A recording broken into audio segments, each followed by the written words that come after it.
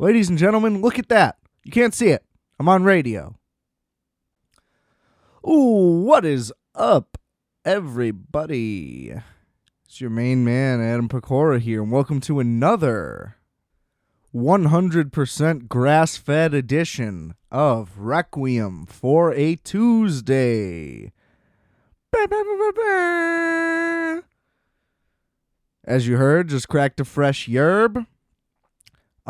Shirtless. You know, it's a vibe. Just figured I'd share that with everybody, make you a little uncomfortable, or, you know, maybe you're into it. In which case, holler at me. Got a lot to get into today. That's a lie. But I got some things to say. Which is ideal for you as a listener. You probably were hoping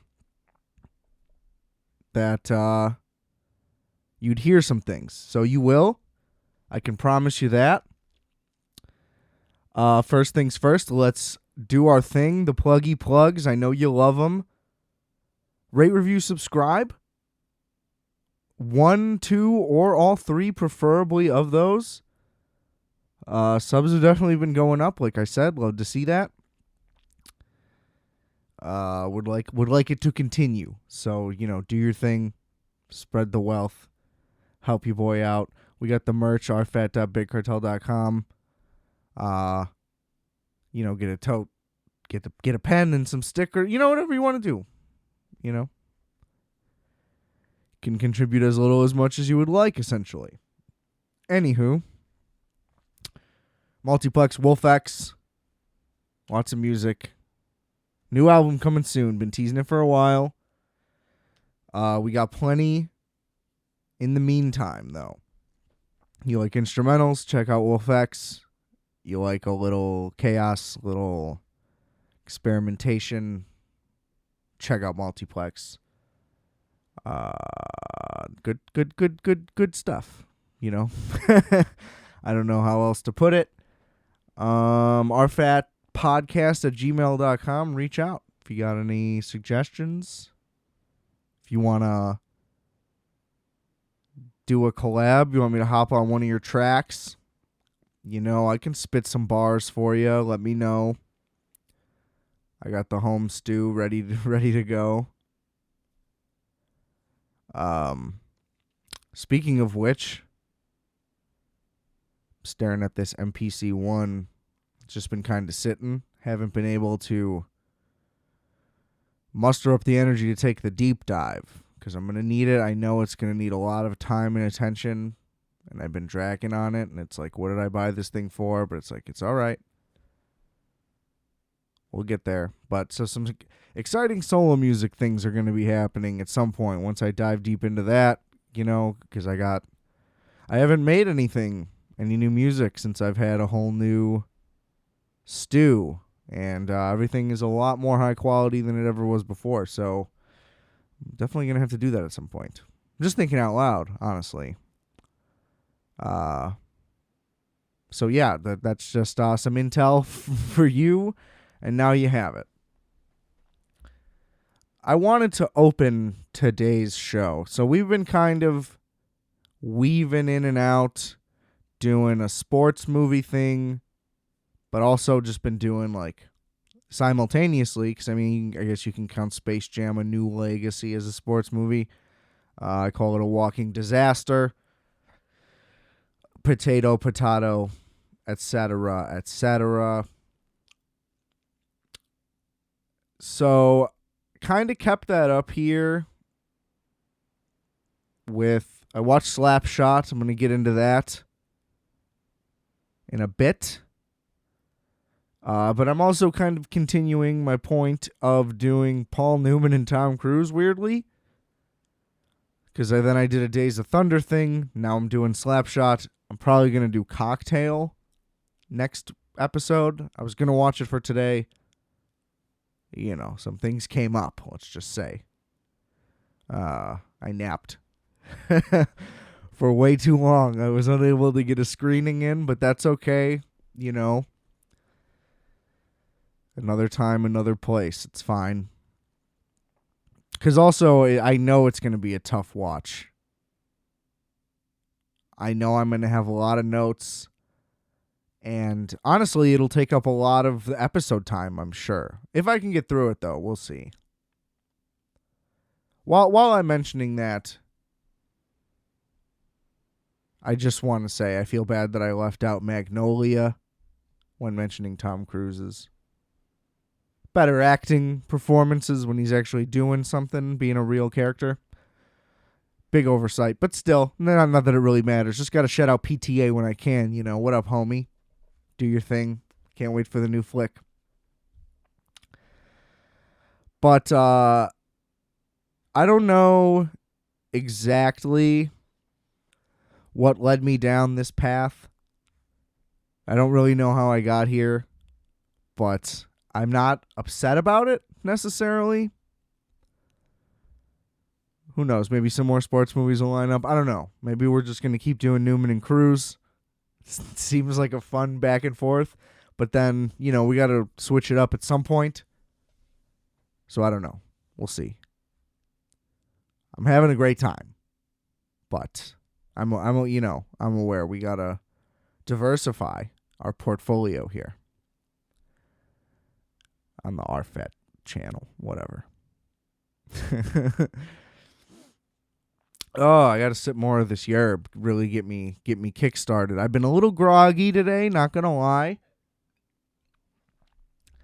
You know, may have had a little bit too much to drink on a prior night. Cannot confirm or deny. There's rumors. I dispel them. But what I really wanted to get into to begin the show, now that we're already fucking 7 minutes in, still haven't really kickstarted. It's all right. I'm sipping. Don't you worry. You're gonna wish that things were the way that they are right now. Once this caffeine really starts to kick in, you're gonna be like, Jesus Christ, why did he have to do this? I thought the beginning was a lot. Yeah, you're gonna have to deal with this guy. So the Milwaukee Bucks are neighbors to the north. Won the NBA title. And I got to say, it was thrilling. Again, I like to clarify every single time that I'm not a big basketball guy. Just, I don't understand the sport, the inner workings of it. I watch and guys do amazing things, but I don't really understand the play. And then even when guys break it down, I'm like, I don't know. I don't know if I understand what happened there. A lot of the terminology still goes over my head sometimes. Anywho, I was rooting for him. I thought I was rooting for Chris Paul. Again, I'm just going to clarify. I'm going to go backtrack on all this, a little context. Chris Paul is my favorite guy on the Hornets, way back. After the Clippers thing, not a fan. Thought I was rooting for him now because it's a great story. You know, he goes to Oklahoma, turns that, you know, they're expected to be a dumpster fire, takes them to the playoffs, beautiful thing. It's like, oh, okay. Look at this guy. He's come full circle. Now he's the old vet, you know, on his last lap, trying to get one, you know, Elway style-esque. And you're like, oh, what a great story, you know. And then you start watching their fucking games, and it's like, Jesus Christ, this guy is horrific. He's gotten more egregious just with all the flopping and the complaining. I can't.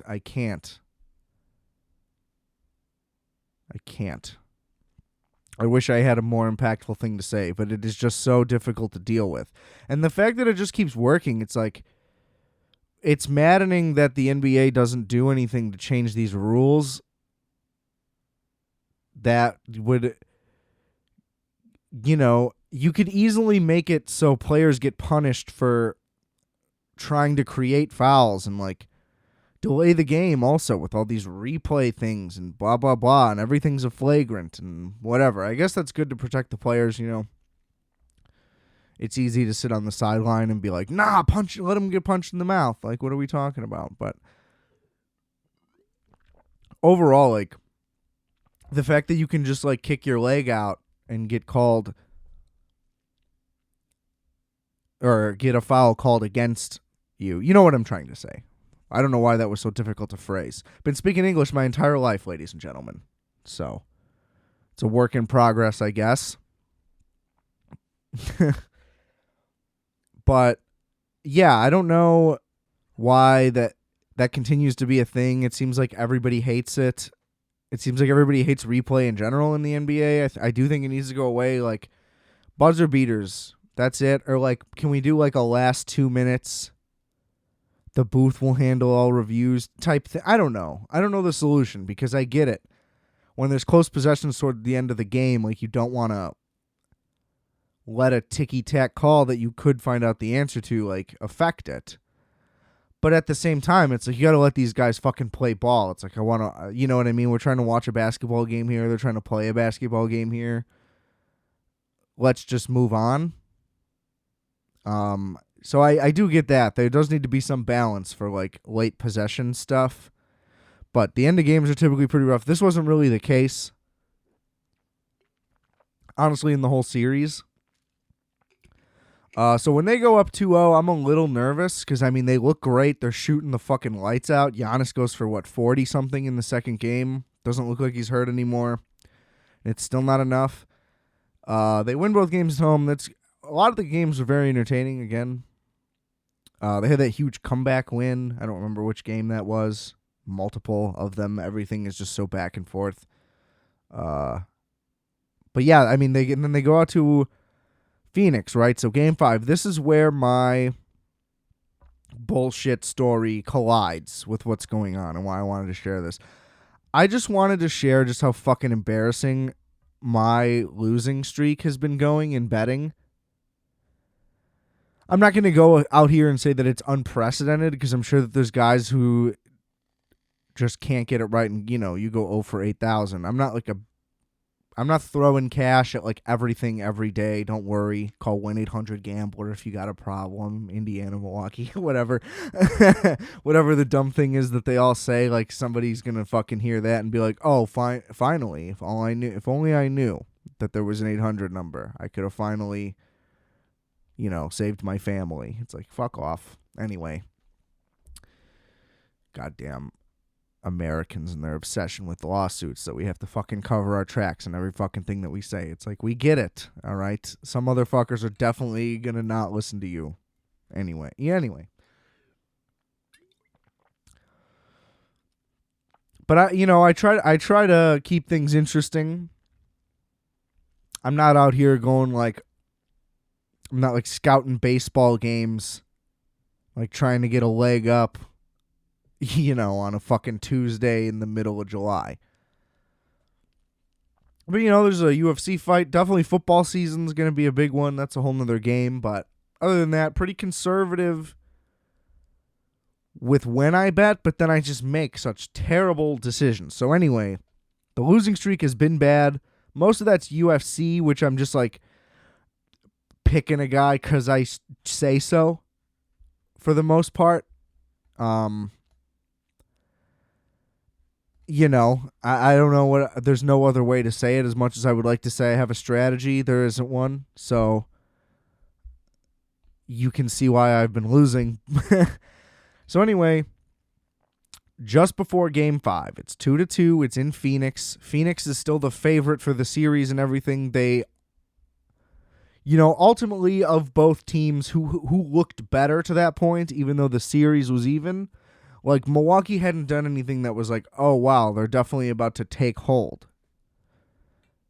Phoenix looked better in its home wins than Milwaukee looked in its home wins, is the gist. And Phoenix had 2 more home games, ideally. So, made sense, I guess. But I just didn't think, I don't know. I just didn't think they were ready. Very rarely does a team on its first run even make the finals or the Super Bowl or whatever it is in whatever sport. It's rare that a team just gets hot and does it without even making the playoffs in like recent time. So that's a partial factor. Chris Paul always chokes. I was also just rooting against them in general. But Giannis kept getting better and better. Drew Holiday, while having some of the worst offensive games you could see, like really just unbelievable how bad some of his shots were, missing like clear-cut layups. Really just devastating to watch at times. But his defense is always like mesmerizing. And that's saying something because, one, it's hard to even keep track of who's guarding who sometimes if a guy isn't like, Giannis, who's easy to spot at all times. If you're on a wide angle or whatever, it's like, I don't know. That's what I'm saying. When I don't know basketball, it's like hard for me to even keep track of what's going on. You know what I mean? So I understood why why there was a ton of criticism. Jesus Christ, there was another aneurysm, ladies and gentlemen. Oh my God. I think maybe my tongue got stung by a bee and I didn't even notice. Anyway, so Drew Holiday, I feel like because the narrative in basketball is always just so much about offense that there was like no regard for how well he played on defense in his bad game. So I just want to say Drew Holiday got a bad rep most of the series, and overall, like, his defensive play 100% is the reason they won. Like, not only him, obviously, but without him playing that level of defense, like, they would have gotten blown out. So just put a little respect on it. I don't know why he's taking so many shots. So I'm not like defending his play necessarily on the offensive end. It's like, wasn't really excusable. It's like, why are you throwing up 20 shots? Like, you're awful right now. Like, haven't you gotten it? Coach, say something maybe. I don't know. And now they still won. So I guess there's no knock in the end. Long-winded way of getting around it. So I had him game 5. Right before the game, I was like, okay, sick. I'm going to take the Bucks for the series, and I'm going to take Giannis for MVP. They're both underdog right now. Now, not by much. It was like +1 something. It was like sub 200, I believe, for both. And you're not allowed to parlay both because they're basically a guarantee. Like, if, you know what I mean? If they win the title, Giannis is winning MVP. You can't parlay those, boost the odds, because those odds won't be boosted. They're the same thing, right? So I was like, it's not, I'm trying to put $50 down again. So we're not talking like big bucks here, ladies and gentlemen. Unless you go buy some merch, we're not going to be. Okay, till we get the subs up, we're not throwing big dollars down. But, my thing is I typically want a big return if I can. I like the riskier bets. I like to live on the edge. Another big reason why I'm a big loser. So take that with another grain of salt, I suppose. And anyway, I just decide, fuck it. I'm going to pass. The series is even. Hindsight is always 20/20, especially in gambling. I understand that. But I'm like, I'm going to pass. Let's throw some money on the Bears to win the division. Let's put this on that instead. Bigger return, even though it's fucking way in the long run. Now, I'm going to interject the story and say, like, the breaking news that they took all the NFC North stuff off the sports book because Aaron Rodgers is reportedly going to retire and going to commit to that and not going to play for the Packers, which was the long haul hope in the Bears winning the division. It does actually work out pretty well that I made that bet, but realistically, I should have made both. So the story would have been more stupid had that not happened and made me look a lot better. It worked out that way. But I definitely also passed up on very easy wins. Because the second they win Game 5, obviously they become the favorite. I really didn't see any way they were going to lose at home. They have a pretty great home court advantage. I haven't been to that new stadium, but I've been around it. It's kind of near like the Pabst stuff, which I did a couple summers ago. Love it there. Milwaukee's actually a pretty cool place. I hated it as a kid all the time, but that's because everything there revolves around beer. So it seems like everything is boring and dull. The art museum is really cool. I still haven't gone, but the architecture is nice. Can't speak for what's inside, but nice building. Yeah, I'm kind of like I'm a sneaky Milwaukee fan. And it's just easier to root for than like when fucking Bron was doing it with the Cavs. Now I will say his redemption win with the Cavs was cool.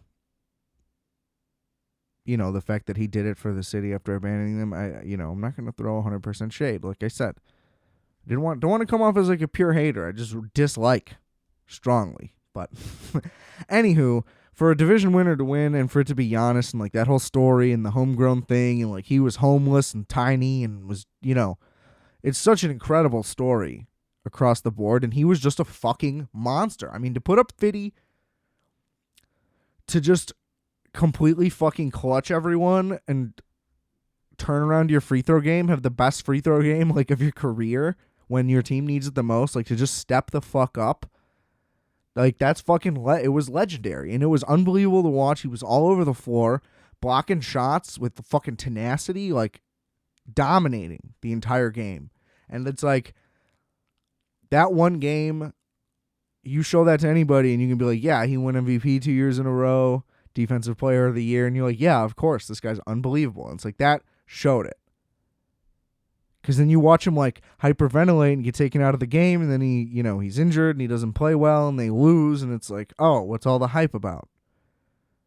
And it's also like, how is this Bucks team winning 60 games a year? How have they been dominating? You question it when they look off. But then, like, Chris Middleton hitting, like, crazy contested shots, super clutch. He wasn't playing great in Game 6, but then, like, hitting that thing at the corner. I think it was over Booker. I don't really remember. Just an amazing game. One of the best basketball games I've seen in years that I can remember. Last finals had some good games, but to just watch that, the back and forth, they go up big, then they're losing at halftime. It never really felt like they were going to lose to me, but I did get nervous because the Suns showed like they can get hot and whatever. And anyway, in the end, I'm glad Chris Paul lost. I fucked up. But if Rodgers leaves and the Bears do win the division, I'll feel a lot better. And I'll remember this and be like, okay, well, at least you put the money towards a better thing and I'd win more in the end. But again, just a pretty big oversight to just be like, no, I'm going to do this future instead. I don't know. Sports Corner is going to turn into a big gambling thing. As much as I said that it's not going to be like advice. I'm just going to tell you guys about how much I hit or lost and be miserable or happy. We'll see how it goes. But it's going to happen. I'm just going to let you know. I can't wait to talk football again, though, is really my point, regardless of the gambling aspect of it. Because I definitely am a fucking moron, and I think that that's why it would be funny. Just so you can, anybody who knows actually things about gambling and strategy and what you should and shouldn't do, and then you hear what I'm doing, I think it'll be good. And if it's not, we'll scrap it. You know what I mean? I'm flexible, baby. I'm like a fucking... I was going to say eel, but then I wanted to say chameleon, but chameleons like don't breed flexibility, but it is like a good synonym for what I'm trying to say, if you know what I'm trying to say. You feel me? But congrats to the Bucks. I think, like I've said, as a guy who's not that into basketball, because I'm not that into it for all the like the super team stuff and just the soft soccer-y nature of the way everything goes, the way that it is more like dramatic, not in this game, but like off the court. There's so much drama. Everybody's a diva. It's just off-putting to me. And yeah, I don't know. I don't want to say that I have like an old school mentality, because there's definitely guys saying some crazy shit all the time. But I mean, I don't know. There just needs to be like a point of having contracts, because isn't that what a contract is?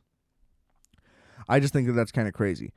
Because, I mean, look, even Aaron Rodgers is doing a crazy move like an NBA player would, and he's going to have to fucking retire and sit out a year. So maybe. We'll see. Who knows what the fuck's about to happen? I hope it's fucking crazy. But, like, you see what I'm saying? Like, either way, it's not going to be, like, easy. And I just hate how everybody just gets what they want. James Harden just eats cheeseburgers and throws the ball out of bounds. And it's like, you shouldn't be allowed to openly tank. I don't know. Like, it's different when a whole team does it because they're doing it strategically by putting out a shitty product. But the guys are, I guess, still playing hard. I don't know. I don't really know how that works either. But tanking is really bad in the NBA too. But like one player to just openly be like, fuck this, and you're like the best player on the team and you just get to like play shitty on purpose when everybody knows you're great. There should be repercussions for something at some point. But then like the NBA will block a trade. That was a Chris Paul thing too. But I guess that you could argue made sense at the time. Or they'll fucking suspend the Phoenix Suns even though their dude got checked into the boards like a fucking hockey player. I don't know. It's just historically they're always questionable. It seems like the NBA is fixed and they have the gambling thing and there's the lottery rumors and it's like the ref gambling thing is what I'm talking about. But you know what I mean? It's just there's a lot of fishy things always going on. I don't like it. I like football where nothing shady ever happens. Everybody is just a clear-cut good guy, all-American, protecting the community and just, playing America's sport, doing right by us. That's what I like, the good old boys.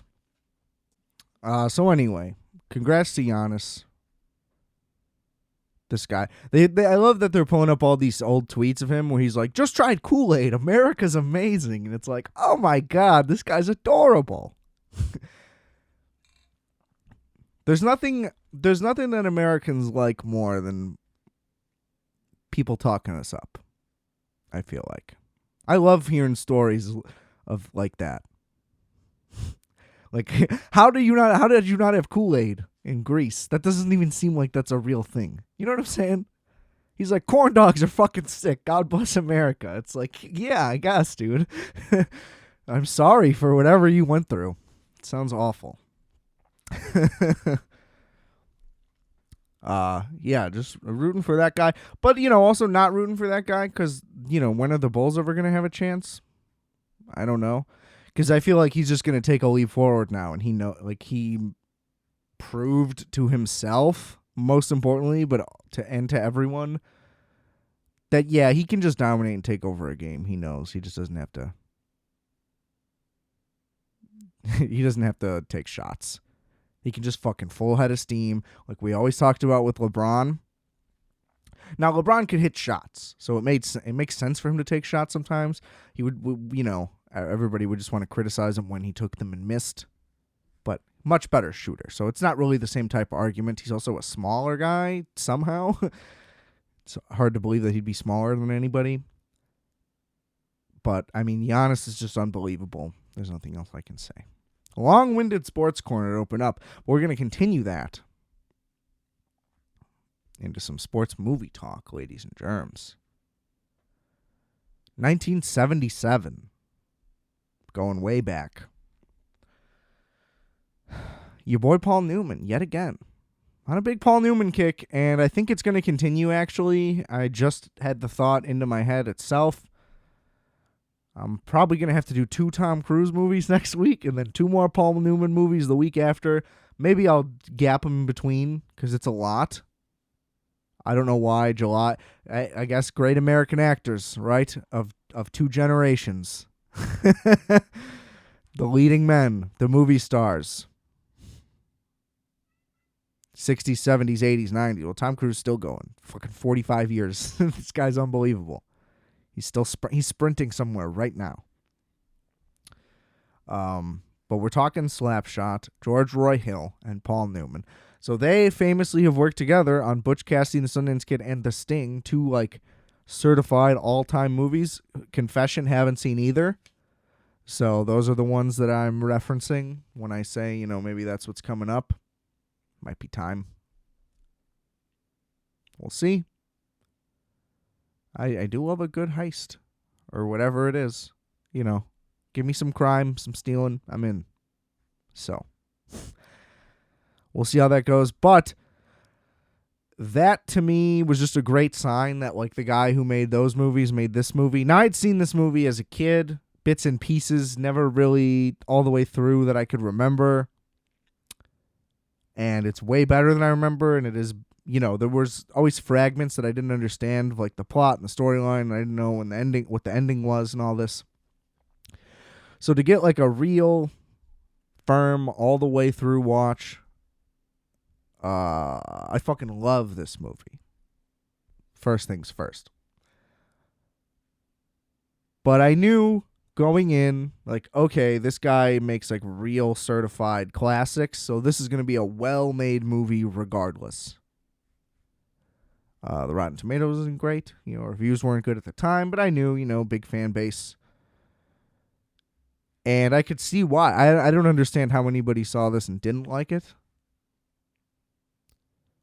I think it is a similar thing with, like, I was listening on the Rewatchables podcast. They did Fight Club, and they made a big point to talk about how even still to this day, but especially at the time, like, the satire went over everybody's head, and they just took it literally, which is obviously, like, a huge problem that's going on right now, which also just never stops. I don't see why that would have been a thing in the 70s, but it just kind of seems like that was the case. They're just like, this, like, I don't know. The whole joke of the movie is what it is, but seemed to go over everybody's head. For those of you who don't know, it's a movie about a small town minor league hockey team, coal mining town, or just, I don't know. There's a mill. The classic American tale, the old mill gets closed down. Everybody in the town's going out of business, or out of work. Team's going to have to fold. Nobody's going to go to the games, yada, yada, yada. Pretty simple premise, which is nice. It honestly doesn't even need to be a part of it, frankly, which I'll get to. But either way, it's a plot device just to have a reason for this movie to be happening. Paul Newman plays the player coach, which just makes it convenient. They don't have to have a coach, so there doesn't have to be another character dynamic thing that happens there. It's nice. It's easy. Which I think was also a common thing probably in like fucking 70s minor league hockey teams. Why would they spend money on that?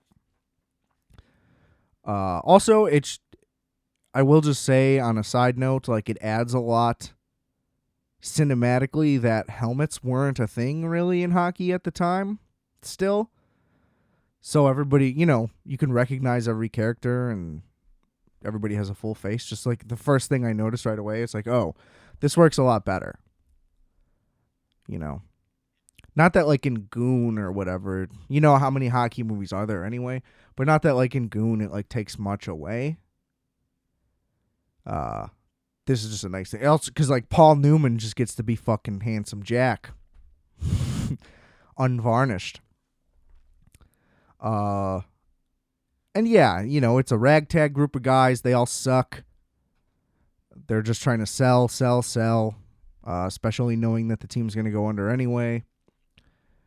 Then the Hanson boys come to the team. They're like triplets. No, they're all a different age technically, but they all look the same. Two of them are actually brothers in real life. And they all just beat the shit out of each other. And the team decides that's what we're going to do. We're just going to fucking kick the shit out of everybody. We're just going to fight. The crowds go nuts. We thrive off them. We win games. We're tougher. Blah, blah, blah. Because now we got these goons. Nobody can outgoon us. That's essentially the plot. But it's like a slapstick comedy in between. It's also a little, they do like real character things in it as well. So it does have a purpose. And the movie does feel like a comedy of its time. Like it reminds me in style of like Animal House and Stripes, where it's a big plot that's very specific. Like it's it's a giant concept movie, and the narrative continues on, but they'll just sprinkle in little side skits and like random absurd cuts where there'll just be like a little cutscene. And like, for example, there's the guy playing the national anthem and they just want to get the game started. So then like they cut to the conductor and he's just doing it really fast and they play it in like 10 seconds. Or just for like a quick gag. The guy throws the general manager down the stairs, for example, right? And it's just like, oh, funny little sight gag. But we don't have to like follow the narrative of this. This guy's not going to have like repercussions, which is nice. Like it's a loose, fun thing that kind of just went away in the 80s, right? Like the mid 80s-ish. I know Stripes had a lot of examples of that, but like I think of Animal House, like you cut to the marching band just walking into the wall forever. You know, like little things like that where it's just like, oh, that's crazy. Like we just throw a little bit in there. So it has a lot of moments like that, but it's not like semi-pro where it's just a fucking comedy. You know what I mean? And the sports are totally disregarded, and it's just like stupid. Very disappointed in semi-pro. They could have learned a lot. You know, watch some of this movie, but whatever. Semi-pro is such a good concept. I'm so mad at semi-pro for not being what I wanted. God damn it. How dare you not make what I want, Will Ferrell. But this movie is also just awesome because, so the writer was this lady. She won an Oscar for another movie she wrote. I don't really know what happened. I don't know why she's not more well-known. I'm not going to get into that. I guess her brother was a hockey player. I think he was in the movie. So all of the stories and all of the like things that happen in the games, all these crazy fights, they're like all based on real things, which makes it even better because some of it seems like so wild. They just have like giant brawls, full team. There's moments where to start a game, they drop the puck and they just all beat the shit out of each other. All based on real shit. Like anecdotes from former players. And they got a ton of real hockey players, real minor league hockey players, to be these guys. And it makes sense that everybody looks great on the ice. There's no like, I don't know, there's none of that sloppy sports movie stuff where actors are fucking uncoordinated and lame and they don't put in the work. You don't have to worry about that. Turns out Paul Newman used to play Michael Ontkeen, who I didn't even get to. Sheriff Harry S. Truman, one of the greatest law enforcement agents ever. Was phenomenal. He also like played in college. And guys have like they're real characters. They have real personality traits.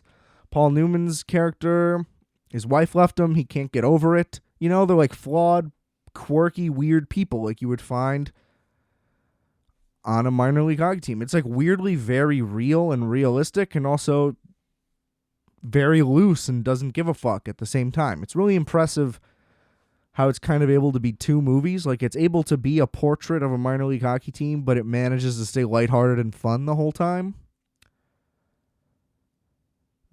I don't know. I don't really remember Major League, but I feel like Major League also kind of just gets into that shit where it's just like so absurd. And this, like I said, it never really does that. And knowing that it's based, like I said, based on real stuff, it makes it more believable. So I don't know. Good context, I guess. Because some of it, it's weird because it's hard to film sports pretty much no matter what, because it's never going to look the way it looks on TV, because those are always just wide shots. And they do kind of a good job in certain aspects of the on-ice stuff, but a lot of the action, it just looks so slow. I feel like they had to probably play at like half speed or less just to be able to film some of the stuff, and it looks like they're moving really slow. And so like whenever they try to show goals happen, it's really clunky. It looks like somebody said action and they just did a thing.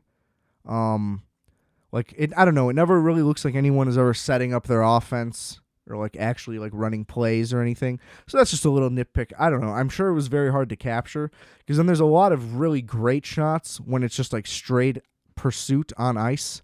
They'll do like a steady cam type thing, which I know wasn't really a thing at the time, and they just kind of like go back. So there's moments where it looks great. You know, sometimes it looks spotty, but especially for 77 and like what I would assume would be a difficult sport to capture, they did overall a good job. And then like no matter what, when it boils down to it, it's like they have their own scapegoat by saying that this is like the worst minor league hockey team. So like yeah, why wouldn't they look shitty? So, like, no matter what, it kind of answers its own dilemma, which I have a ton of respect for. Michael Onken's character, also, he just, like, hates his wife. Because she's, like, a drunk and hates him, basically, because she hates the small-town hockey lifestyle. So, yeah, it does a good job of, like, exploring how that would affect your personal life. You know what I mean? You're trying to chase this dream, but you're just getting your ass kicked, especially these guys in this scenario. Like, and like for what? For not a ton of money, for people to not go to the game, and for you to never go anywhere with it. And it's like, what is this for? And you're always on the road and blah, blah, blah. You know, it affects things. And again, they never get like too dramatic with it, which I like, because it's like, you got to know what movie you're in. And they always know what movie they're in, which I like. But like they don't shy away from it and never like, you know what I mean? Like they throw jokes in there, but it always is a real thing. And like this movie very easily could have been a drama, I guess is what I'm getting at. Because all the same things that happen in the movie could happen, and they just like switch the tone and boom. But I think that would have been a mistake. At least for this cast. They just had a, real fun group of guys. And also, like, I don't know, a gritty hockey drama sounds interesting, I guess. But I think, like, with the level of fighting they had, it would just be, then it would be impossible to take seriously. That's the problem. You would need to take it seriously. Whereas this movie intentionally doesn't want you to. And then, the radio guy, he's a silly, goofy guy. Wouldn't you have to be constantly broadcasting for a team in a small town? I guess, okay, so for backstory, here's another reason that maybe this entire subject interests me. Right out of college, I got an internship. And it was barely an internship, and I'll explain why in a second, but to do graphic design for a minor league baseball team. Right by my hometown, and it was great. It was to do graphic design. I don't know if I just said that or not, but normally the way that position worked is like you intern for the team's graphic designer and you like learn and blah, blah, blah, and great experience. Cool. Well, for whatever reason, they had like dropped a sponsor, and so they had to hire a personal trainer. I guess before they were sponsored by a physical therapy group or whatever, and got one provided for the team. Seems ideal. Basically, these are like a small businesses, so they can't afford a lot of stuff. And I just kind of got to witness that all firsthand. And anyway, so as the intern, I was the team's graphic designer, period, full-time. Just got thrown right into it, which is honestly the ideal way in that, I don't know, I learned a lot just by getting thrown in. So it was honestly kind of cool. Sucked to get skimped on pay, but, not a lot of options at the time. So anyway, spending a whole year, it's minor league baseball. It's obviously different than hockey. It's a different type of player, certainly. But you learn a lot about just like the lifestyle, the type of people that are there. Everybody's a character, the guys on the team. So for double clarification, this was independent minor league baseball. For those of you who don't know, traditional minor league baseball, which is affiliated with Major League Baseball, your Yankees, your Red Sox, your Cubs, your White Sox, etc. And there's 3 levels, A, AA, AAA, AAA being the best. You work your way up the ranks, you make it to the majors. Now, independent minor league baseball is below single A in talent level, which means you're not even good enough to be in the worst level of minor league baseball. And that's pretty much it. You're just like you're hoping you can get signed to a single A team would be like cool. And they got paid like what we got paid. They had to live in like sponsored homes and like guest homes, like they were fucking foster kids, and a retirement community. A couple guys had to live in the suites when there like weren't places for them to stay. And they're not that good still. You know what I mean? Like playing against each other. Nobody really dominates or anything. I got to meet Ozzie Guillen. He was very angry when I approached him because he was there to watch his son who plays in the league and he was on the road team, but had to do it. Shout out Ozzie. You know, we won the World Series. Big deal. But yeah, so there's just a whole lot of characters on the team, working for the team. And they nail that too in Slapshot. It felt very relatable. Now they could have got into more stuff with like people at the stadium and things like that and like office things. Not that they needed to. I'm just saying like there's a whole bunch of those guys too. And they made the GM like a crazy guy for nice touch. But so, okay, overall, I got sidetracked there. The flick is great. They get into fights. They start winning. Nitpicks, they get to the championship game. That's the thing. It's not a series, and all of a sudden they're just in the championship game, and it's one game. I don't really care what level of league you're in. Hockey's played in series. I don't think that that's ever not a thing. Maybe at the Olympics, right? Because that's just how the Olympics works, but I don't know any league that plays games. I could be wrong, and especially in the 70s. Either way, it's a movie, so, you know, whatever, but that bothered me. And they do a cool thing where the opposing team announces like a roster change and they just hire like every goon ever and they're all like modeled after real people. The context of that is really important. I wish there was a way that they could have like gotten that in there. I don't know. Some of them are callbacks to earlier guys, references. Overall, the movie's really well written. Like I said, other than like side gags, which are just gags, this movie almost plays straight through and is coherent, which is good. Again, the plot is almost nothing. They're like, let's try to win. I didn't mention it, but the coach, Paul Newman, he pretends that the team is like potentially being sold, so the guys don't think that the team is folding, just to like make them feel better and makes them think they have something to play for. But it's also just nice to be winning, so he kind of just keeps it up. And he kind of thinks that if like the team wins, his wife will come back, and she won't. And that's the one thing too. Like if anybody plays anything straight, it's that Paul Newman doesn't. He's good as he's a great actor. Period. He's good comedically, but he doesn't portray that part of it goofily enough to where that's the one thing I think that is inconsistent in the tone. He's almost just like too good of an actor that there's like real pain there, and it's like effective. And some of the jokes just don't land because of it, like him interacting with his wife and being like being unable to accept that she has left. And is just like banging dudes all over town and she's moving and it's an ongoing thing, but it doesn't really come off as funny ever. Not ever. Not that it comes off as anything like negative either and that it's like bad ever. It just always seems like pretty real. So that I don't know. The comedic element of that gets lost a couple times. But the thing with this team selling, he ultimately confesses and they ultimately don't care. He meets the owner and, you know, it's just a business. You know, she's like, I don't give a fuck about any of you people. Very real. They did a thing where they like made the owner anonymous, which nobody would not know who the owner is. That doesn't make any sense, especially in a small town.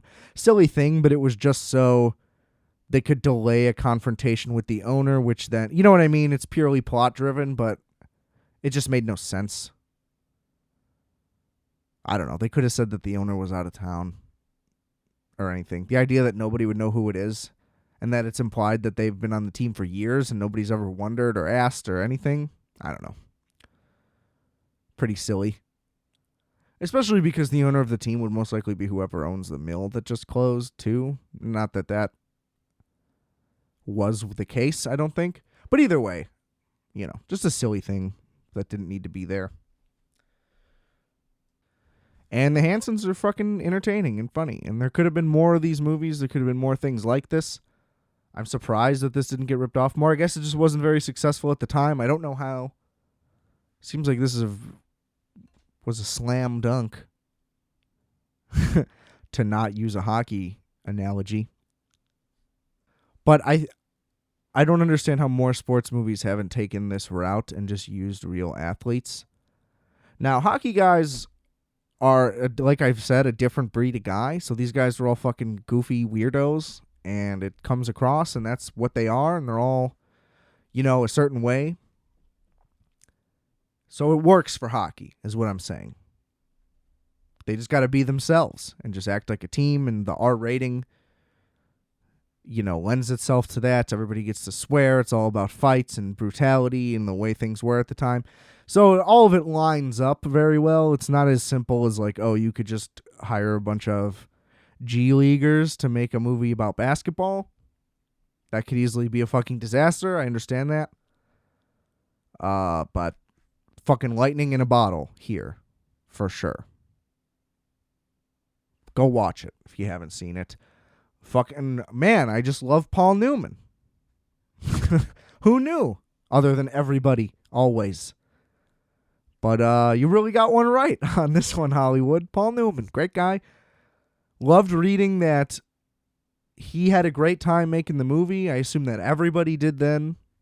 Who knows? But I love knowing that it was fun. Because it seemed like it was fun. Seemed like everybody was having a good time. Would be really awesome if there was behind the scenes footage and they did like a documentary about the making of the movie. That would be interesting. I don't know. Sometimes I say things like that and I'm like, God, I'm warped by the modern climate of more. The more content. I hate saying content, but that's what it is. That's what that would be. Like, why isn't there more of everything that's good? And it's like, well, some things are good because they are what they are and we didn't ruin it. Because, Slapshot 2 is known to be a horrifically bad movie. And the third one's like a kid's movie. Which is also a bad one, from what I gather. Yeah, so I don't know. It's a weird thing where it's like, oh, wouldn't it be cool if they made a show that was in this style? And it's like, yeah, I guess. But, so no, I guess I don't wish that was a thing. I just wish that there was more stuff like this. There's never good filmmakers making things that they want or things that are fun or, you know what I mean? Just taking a crack at a genre flick. How have we not learned that it works? Like Tarantino doing shit like that.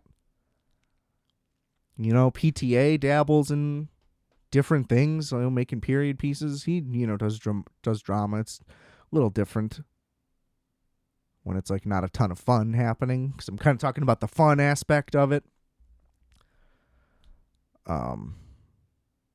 I don't know. More people gotta learn how to make sports movies. It's just a tragedy. It's a trope that's true. Most of them suck, but this one fucking hits. And I'm glad that I've been on such a roll. Days of Thunder is fucking awesome. The Hustler was really good. Color Money was fucking awesome. Slapshot's awesome. You know what I still haven't seen? Fucking, I know, this is going to be crazy. Everybody says it's the best one. Still haven't seen Bull Durham. I don't think I'll think it's as good as the hype. Shocker. I know. It's just that, like, the romance element doesn't interest me. I hate that it's centered around a relationship. But apparently they nailed the things of minor league baseball that I was just talking about. So maybe I would really get it. Maybe, I don't know. We'll see. I'll have to add it to the list because, we got to throw some Costner in the mix if we're doing sports stuff. I don't know, though. Like I said. Don't want to set anything in stone, but we'll see what happens. Just because then, before you know it, like I said, things just get out of hand and we're doing a whole other thing than we want to do here. I'm going to have to spread them out. Or maybe, maybe it just doesn't become part of the show and I just get a little kick out of it. Who knows? Like I said. I'm all jumpy. Too much caffeine. See, I started off sloggy. I don't know if that's a word. Combined sluggish and groggy. And now I'm bouncing off the walls. Internally, at least. It's pretty wild. Haven't had a yerb in a minute, so really got me through this. But now I'm going to be up pacing around the room. The episode's almost over. What the fuck am I going to do? See, this is what you guys don't deal with either. You know, you don't know the aftermath. I come in, and I give it my all for you guys. Week in and week out, I'm here, juicing. Love Slapshot. If that wasn't clear. Fun movie. Another thing that happened this week, just to close out, a couple little brief topics to touch on. I noticed a bunch of people sharing this Jordan Peele poster, like hype, and I get it. People just love Jordan Peele. Listen, Get Out, undeniable masterpiece. I've said it, and I've also said this, that Us is a fucking piece of shit. And I hated it, and I thought it was really pretentious, and everybody just kind of wanted to hop on his train and keep him going, and that's good, because, you know, maybe he's got another great one in him. Who knows? I really did not like that movie at all, but Get Out was so good, so I understand it. And it was also just kind of like, you know, we're repping the black guy, and it's like, okay, good. Nothing wrong with that. But if you keep telling me these movies are great and they keep sucking, then I'm just going to be mad. So we'll see. But my point is that the poster looks horrible. Like, with zero context and knowing nothing about the movie, there's no information on the plot, as far as I know. There's no type of trailer or anything. But the poster is just like an ominous single cloud. And it's like, looks like it's going to storm. And it's called like Nope or some shit. I don't even remember. But anyway, just based on that poster. Doesn't matter who shares that poster. That poster looks awful. And it looks like the movie that would accompany that poster would be awful. Now, that's just on sight. Again, could easily be and would love to be wrong. But the fact that you could see that poster and be like, fuck yeah, I'm hype. And not be like, oh, what? Now, who knows what it's going to be about? Could be completely unrelated to just an ominous cloud. Hopefully it is. Because that sounds like very Shyamalan-y. That's fun to say, Shyamalan-y. And would love to be wrong there, like I said. But Jesus, people, come on. Have some standards. Just because you think you like him, doesn't always mean it. I don't know. There's some things where I would try to find a way to defend a position if it was like the PTA trailer for the new movie looked whack, which it definitely won't, because he would never let that happen. So I don't know. Kind of just won my own argument there. No biggie.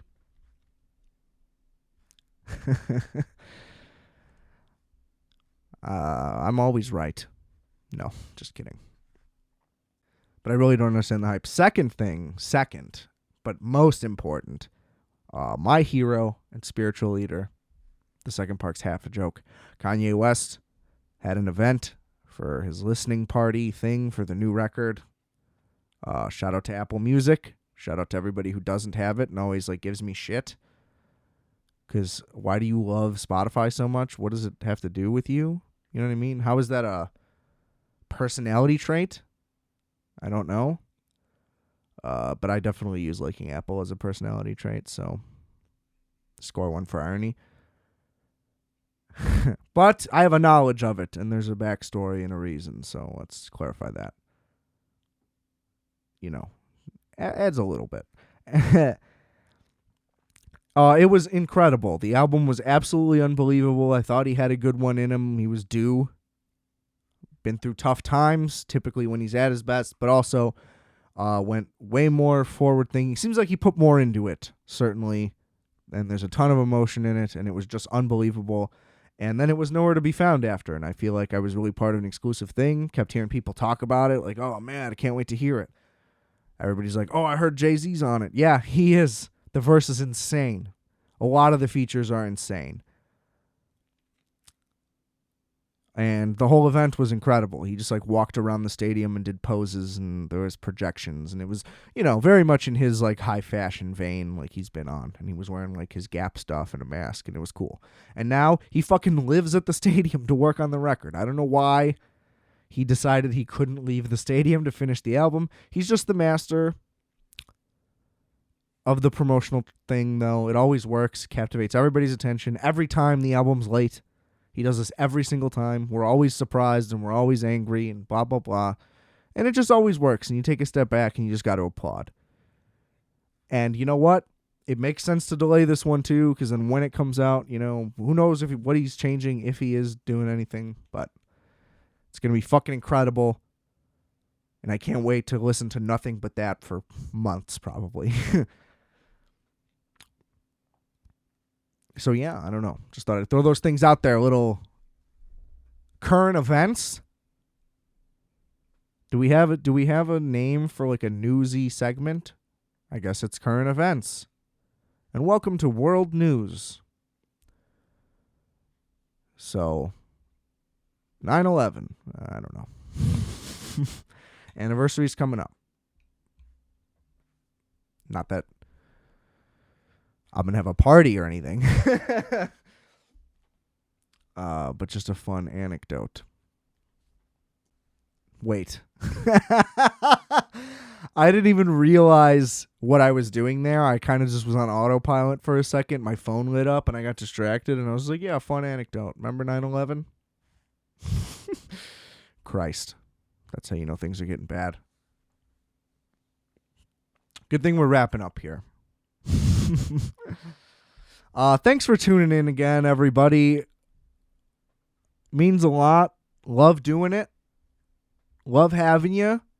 Rate, review, subscribe, all of the above. Apple, Spotify, Stitcher, whatever you like. Google, you name it. Whatever weird one you use that isn't normal. No judgment, I guess. Check out the link tree. It's got a million things in it. This podcast, the video special of this episode.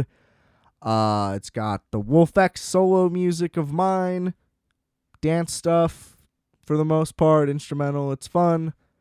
Multiplex. It's my band with my pal Justice. There's also a link to his show, Microwave Minutes, which I've been on. A lot of fun stuff. Merch, rfat.bigcartel.com. Email us, rfatpodcast@gmail.com. Lots of ways and lots of things. Follow me on Instagram at adam.rfat, RFAT. Yeah, all linked in the description below. Multiple links, multiple things, lots of fun. Happy to have you. And never forget, never, ever, ever, ever forget, I are fat, you are fat. And we are fat, ladies and gentlemen.